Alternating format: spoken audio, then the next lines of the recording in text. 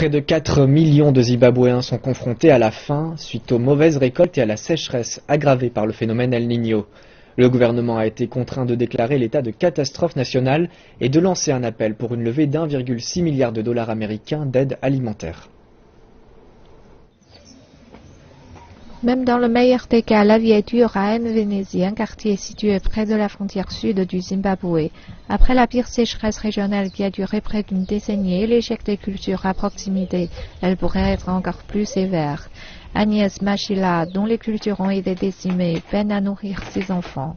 Le nombre de Zimbabwéens ayant besoin d'aide alimentaire est passé à 4 millions, contre 3 millions initialement, indique un journal appartenant à l'État en mars de cette année, alors que le pays d'Afrique australe est aux prises avec la sécheresse.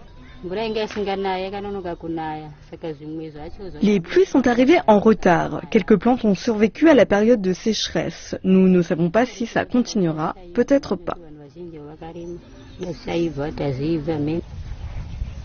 La sécheresse accentuée par El Niño a frappé le Zimbabwe. À Mvenezi, selon les représentants, la moitié de la population du district nécessiterait une aide alimentaire.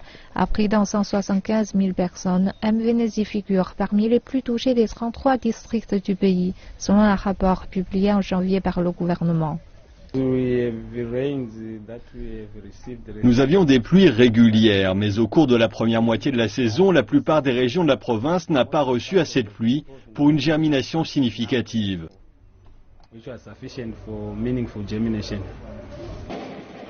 L'eau douce est également rare. Les femmes, qui sont les principales dispensatrices de soins dans de nombreuses familles, doivent marcher sur de longues distances à la recherche d'eau. Le Zimbabwe a déclaré l'état de catastrophe nationale. Le gouvernement a lancé un appel pour une levée de 1,6 milliard de dollars américains d'aide pour aider à payer les céréales et d'autres aliments. Les agences humanitaires préviennent que le manque d'eau pourrait également entraîner la propagation de maladies telles que la diarrhée. Lorsqu'il y a des problèmes avec l'eau, les communautés ont tendance à utiliser l'eau qui n'est pas potable.